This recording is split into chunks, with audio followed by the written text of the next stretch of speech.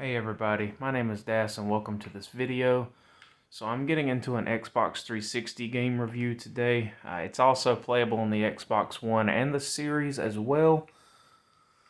Let me just dig through my digital games real quick. I really want to get back into reviewing. I haven't done it in a while, and here we are. The title of the game is Juju. You are going to see my reflection. I have kind of a crappy setup at the moment. Just doing this with a tripod and my phone. I don't know if or when I'll get into a capture card or anything, but I wanted to boot this game up just so you guys could watch a cinematic, kind of get a feel for the graphics while I talk about the review. So I reviewed this based on 10 different categories. Depending on what I review might change the categories a little bit, but usually in general they're about the same. I have it written down, so I'm just going to go through them, explain my thoughts on the game while you guys check out the visuals, and we'll get right into it. So first off is graphics, and we have to keep in mind this is an older title that was on the 360. In my opinion, I don't know if the cinematics do it quite as much justice as the actual gameplay, but when you actually get in and play the levels, this game looks really good. So I gave it a 9 on graphics. For gameplay, 9. I mean, there's not really any issues. It runs perfectly smooth. Every button does what it's supposed to do. I had a little bit of issues with like my A button not being perfectly responsive, but that could just be the Voye controllers that I use. I don't know. I did a unboxing of those a couple years ago, so I still use that same brand. They're pretty good, but sometimes when you're playing a really high sensitivity game, sometimes button presses can be missed or whatever, but it's not a huge, that's more of a controller issue. So 9 for gameplay as well. For combat, 9. There are multiple ways you can kill your enemies in this game. You can dash them, jump on their heads. You can distract them with music. There's a music button you can press that will cause your enemies to dance. It's pretty hilarious. But I thought that was a funny little aspect to the game. So yeah, there's a lot of different ways you can take out it. And if you're playing as the lizard guy, you can actually use the B button to eat them. Kind of almost like a Yoshi type thing. So that was pretty cool. Next was voice acting. I just gave it an 8. And the reason why is because the game doesn't need much voice acting. There's no voice actors that I know of other than like grunts and noises. But I think for this type of game, that's exactly what it needs. If it had like voice actors that kind of threw the vibe of the game off, I probably would have rated it lower. So a solid 8 because they used the right amount of voice acting, if that makes any sense. Next, we have level design. I gave that an 8. It's very, very solid. I would have went 9, but there are some levels that piss me off, not gonna lie. It's not perfect, but the levels are very, very strong. A lot of them are like Donkey Kong-esque. It makes me think of Donkey Kong, like jumping into barrels, riding the carts on train tracks, that kind of stuff. So yeah, it had good level design. Very much reminiscent of Donkey Kong. Story, as you can see, it's showing you now the panda gets kidnapped. He leaves a mask. Those 4 little items on the totem pole got stolen. So there is a story. They did put effort into giving you a story. They build it up so that it's not just a bunch of nothing. It's not just a bunch of meaningless platforming. So I did give it a 7. They did try to incorporate a story. So I mean, even if I don't care about it a lot personally, at least they tried. And that could be a personal issue. Game length, I gave an 8. It's not too long and it's not too short. I don't remember the exact amount of hours I was able to finish the game in, but it definitely was under 10. It's definitely on the shorter side, but it does have a lot of replayability aspects to it. You can play it on co-op and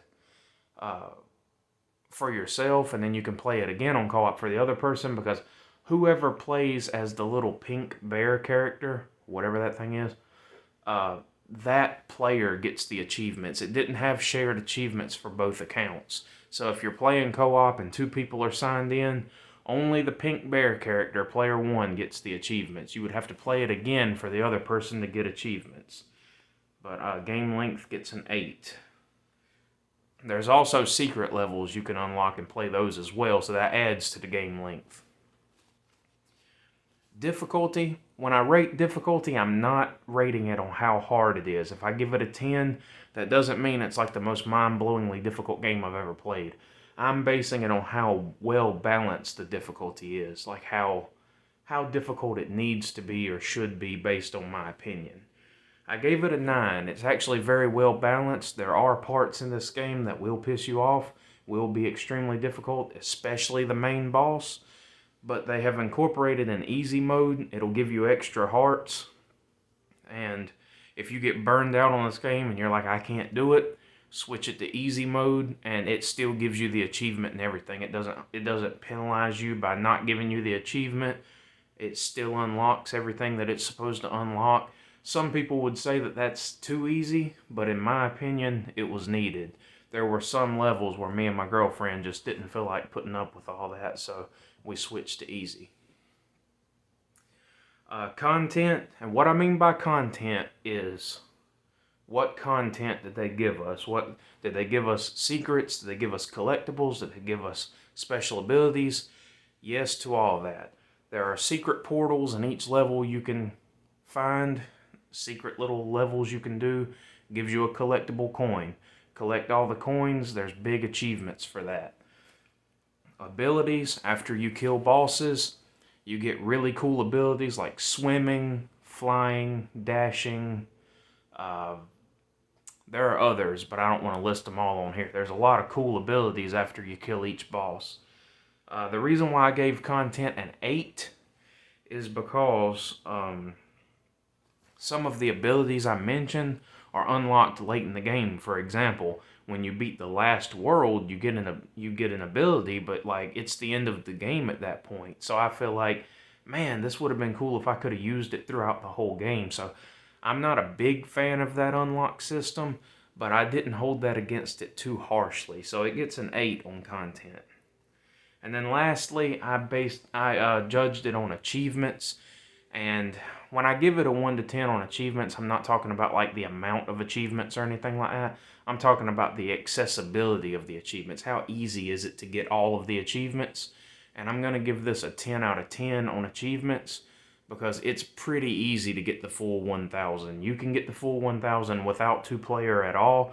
2-player is just there for a fun couch co-op experience. So you don't have to even play co-op to get all the achievements. Very easy 1,000 gamer score. You can probably get it within 1 day if you tried hard enough. So that brings the total overall rating of this game to 85 out of 100 total score. Just in case anybody doesn't want to watch the entirety of my videos, all of this stuff's going to be summarized in the description as well, so you can go down there and double check what I gave everything, and hopefully the explanation for each one will be good enough in the video. But if not, just comment and I'll answer any questions, because there could have been reasons why I put a score and I didn't fully explain it in the video, so that's fine too. Comments are welcome. Anyways, guys, that is Juju, Xbox 360, Xbox One, and Xbox Series X and S. And by the way, if you're wondering, yes, you can still buy digital games on the Xbox 360 console. This screen that you're seeing now, it's Xbox 360. I don't have my Series on right now.